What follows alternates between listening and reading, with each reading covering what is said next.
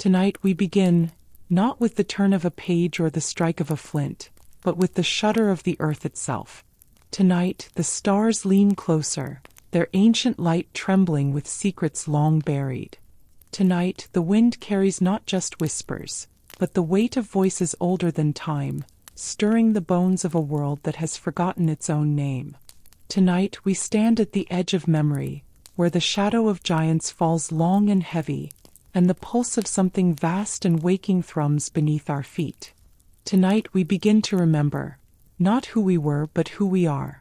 And in that remembering the earth will tremble, the skies will shift, and the giants will rise, not to conquer but to remind us of the truth we chose to forget. Long before the wheel turned and fire was tamed, before language was carved into stone or whispered in ink, the earth belonged not only to man. It was a time cloaked in fog and thunder, when the sky hung lower and stars seemed closer, blinking like the eyes of gods who had not yet left.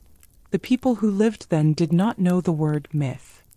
They only knew what they had seen, and what they had seen were giants.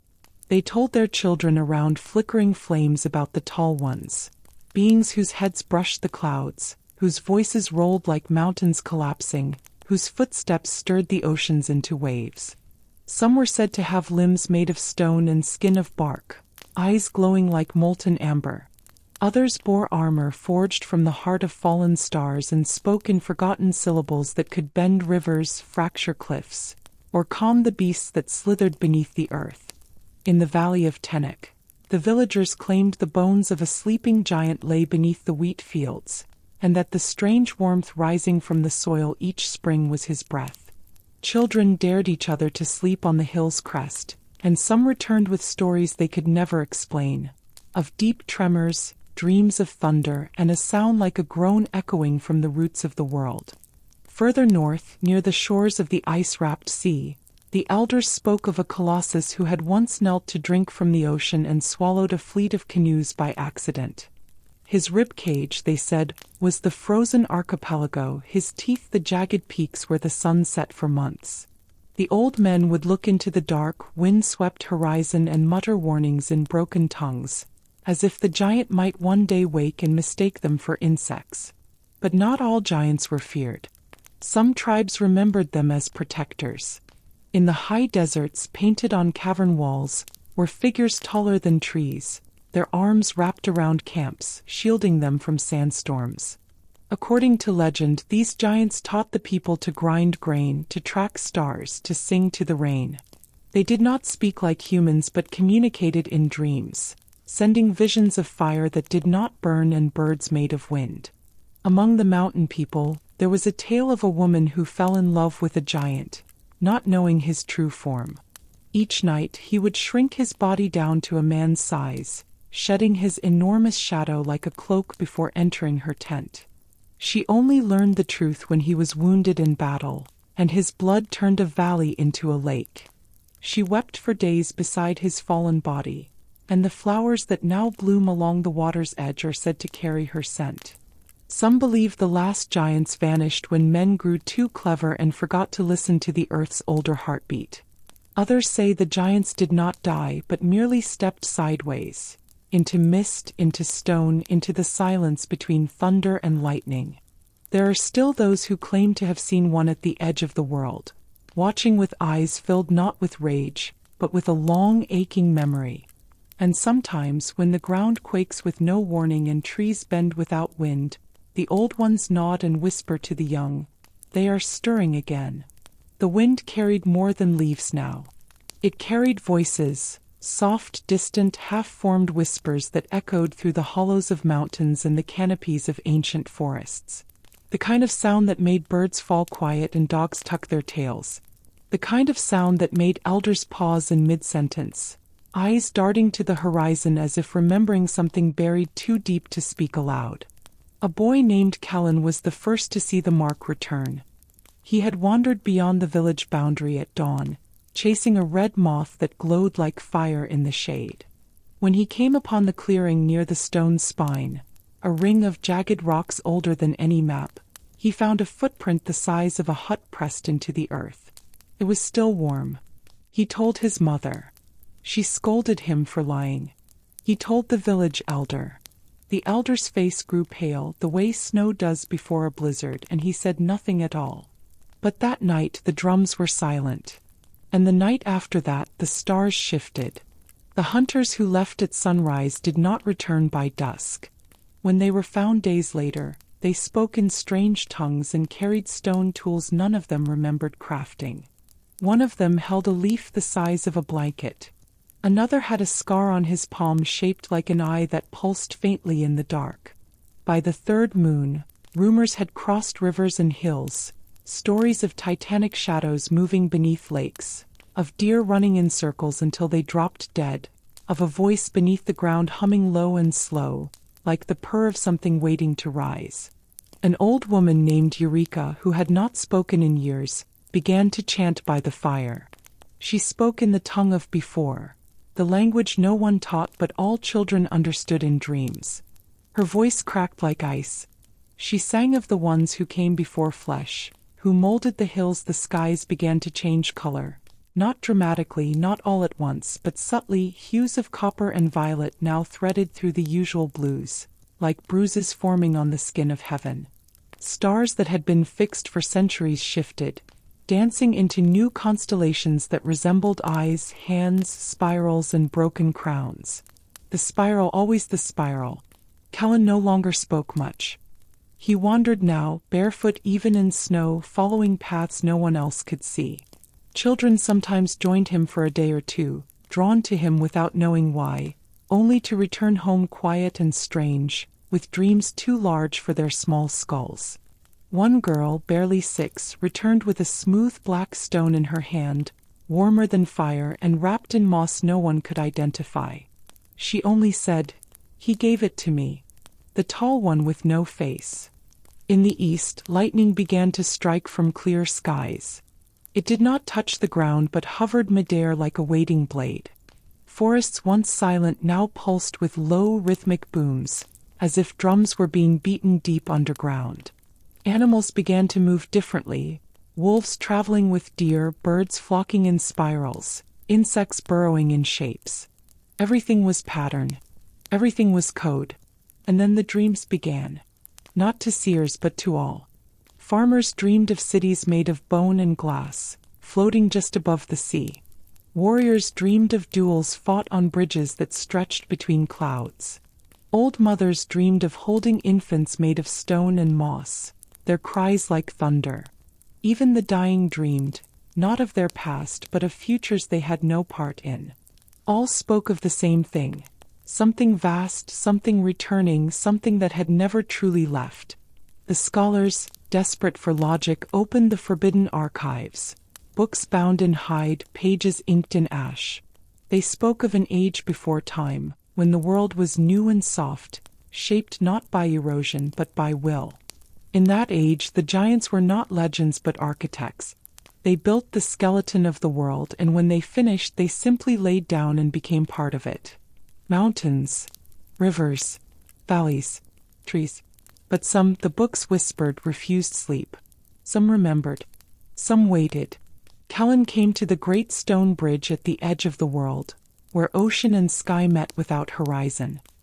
He stood there as the sun dipped into nothingness and held up both arms, as though in surrender or greeting or command. The waves stilled. The wind vanished. And then something rose. Not from the water. From behind it. It was not a shape. It was not a being. It was a presence, vast and coiled and older than language, unfolding itself like a thought remembered after 1,000 years. It did not roar. It remembered aloud, and all who heard it fell to their knees, not from pain, not from worship, but from recognition. The air grew thick. The stars stopped their movement. Time slowed. Kellen turned, eyes glowing with the same pale blue as the still fog, and spoke to no one and everyone. "This is not their return," he said. "This is our remembering." And all across the world, from the black sands of the southern wastes to the floating monoliths of the northern tundra, people looked up, not in fear but in awe, and the earth beneath them gently trembled like the chest of something breathing slow and deep. The trembling did not stop. It became a rhythm, subtle and ancient, pulsing through the soles of bare feet, vibrating the bones of huts and temples alike. It was not threatening. It was familiar, as though the earth was remembering its own heartbeat and inviting all living things to do the same. Old songs began to surface. Songs that had no written record, no memory of origin. Songs hummed by the wind through the trees, whispered by water as it curled around stone. Elders began to weep without knowing why, their voices cracking as they joined in, syllables rising from throats that had never spoken such tongues before. And then the land began to move, not violently but with purpose. Mountains shifted ever so slightly, revealing steps carved into stone, long buried. Rivers rerouted themselves, circling ancient ruins previously thought to be nothing but hills. Forests parted, and within their heart shapes began to form. Shapes that should not have stood, stone rising in impossible curves, following the pattern of the spiral. People gathered at these sites instinctively. They left homes, herds, and histories behind, drawn like iron to a hidden lodestone. There was no leader. There were no orders. Only the rhythm, the hum, and the deep knowing that something was assembling. Something vast and old and unfinished. Kellen was seen in many of these places, though never for long. Some claimed he walked across deserts without leaving footprints. Others said he spoke to animals in silence. A few swore they saw him at night with his head tilted upward, listening to the stars like they were whispering instructions. In the lowlands, the giants began to show themselves again. Not in full form, not yet, but in fragments. A colossal arm reaching from beneath a lake, fingers curled around a mossy altar. Single eye, larger than a man, opening for a heartbeat in the trunk of an oak. Shadows in the clouds that lingered too long, bent like shoulders. They did not come to conquer. They came to remind. And in that reminding, the world began to reshape. Language fractured and reformed. People stopped speaking in words and began to speak in symbols, gestures, pulses of light drawn into the air. Children adapted the fastest. They laughed in chords and dreamed in architecture. They remembered without learning. One night the sky turned entirely black, not from storm or eclipse but from something else. A silence so vast it swallowed wind and wave. And into that silence came a sound, a single resonant chord, as if the world had struck a tuning fork buried at its core. Those who heard it wept. Those who did not still felt it in their bones. The chord opened something, not in the air but in the people. Memories that were not theirs surfaced. Standing in towers that scraped the sky, walking alongside giants whose hands sculpted lightning, watching stars being named with a gesture. The truth became unbearable in its beauty. We had not forgotten the giants. We were them. Once. Long ago, before time took its toll and memory fragmented, before bodies became small and minds grew narrow, we had walked beside the great ones not as their pets or students, but as their equals. And in our arrogance we chose forgetting, chose to close the door to the old world so we could claim the new as our own. But the door had never been locked, just heavy, and now it was opening. The door, once nothing more than myth, began to take shape, not as a structure of wood or stone, but as a shimmer in the air, like heat rising from a summer road. It hovered above the earth in sacred places, pulsing gently, framed by spirals etched in air and echo. Some called it the threshold, others the return gate. Callan simply called it home. No hand could touch it, no blade could harm it, but those who stood near it long enough began to change. A hunter from the coastal tribes stood before it for 3 nights. When he returned, he no longer needed words to speak. He could summon animals with a breath, shift the direction of wind with a glance. His eyes glowed faintly, and the tattoo on his chest, once a simple spear, had grown into an entire story across his skin, moving like smoke. A mother approached with her dying child in her arms. She did not ask for healing, only for peace.